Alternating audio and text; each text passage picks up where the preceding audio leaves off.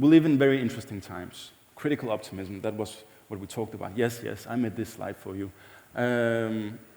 This is a visualization of the human brain. This is how our brain works.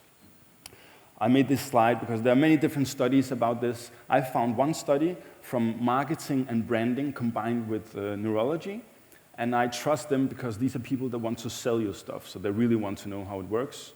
And so they found out that the ratio is 1:6 when it comes to good inputs and bad inputs. So if they want to sell you a product, if you're exposed about one negative thing about a product, it takes 6 positive things just to outbalance that one negative. So you want to buy this remote, and you're like, someone comes over and it's like, that's a stupid remote, it's ugly. And you're like, oh yeah, it's stupid.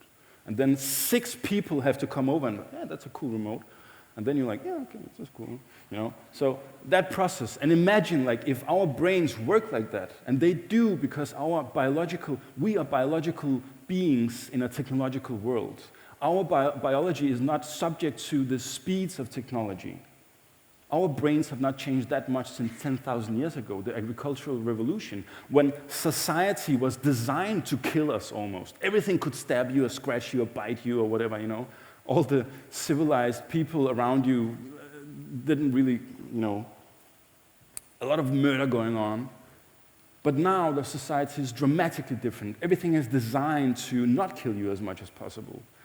But our brains are still so prone to fear and negative inputs. So we're like, you're so cautious. Oh, did he smile at me? Let's not go away. So 1:6. And what does this say about the media landscape that we navigate every single day? If you watch breaking news for half an hour, how many good news would you need to counterbalance that? And where should they come from, you know? So that's why we also experience this complexity where people are just lonely and depressed and confused and hungering for optimism, just a bit of optimism, and meaning especially. So I find it really, really important to actively seek out improvements in the world. We cannot ignore the bad, but it is equally radical to ignore the good.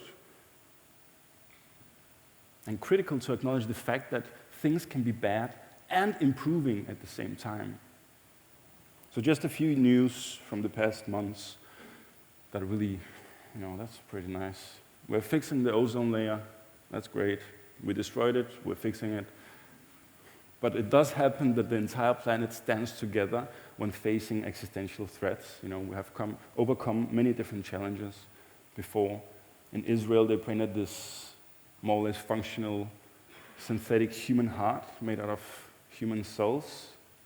Pretty groundbreaking for biological progress the coming years, biotechnological progress. The whole aspect of lab-grown meat. You know, lab-grown meat, I think it was like $2-3 million for a quarter pounder just 3-5 years ago. But now Burger King, in 2019, they're introducing, together with this Impossible Foods, they're introducing the meatless burger, lab-grown meat, in all Burger King restaurants throughout the US. 7,200, I think. Very interesting. In Malawi, they have introduced the first vaccine against malaria. They've been working on this vaccine for 30 years. Now they're slowly introducing it. Ghana and Kenya are next in line. They made this pacemaker that doesn't need a battery. It can run on the energy from the heartbeat. That's pretty cool. You don't want to, you know, you're afraid of having no battery on your cell phone, like having no battery there. And this I find almost to be most importantly. Did you know that in October 2018, the World Bank had to stop itself from funding a coal power plant because its own rules dictate that it has to invest in the lowest cost option in order to get the biggest profit possible.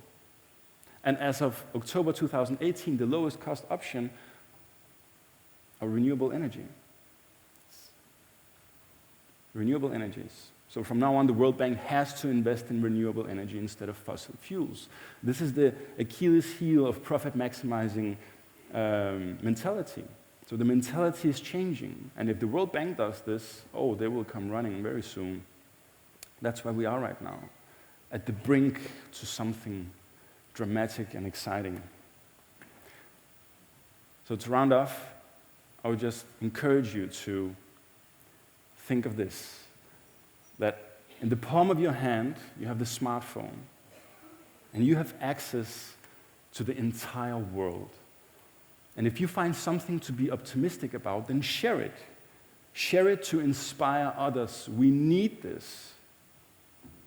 Because digitization has not only democratized tools, it has also democratized influence. And more people start to believe that they can actually make a positive change in the world. And we now live in this very special time where they can actually allow themselves to believe it.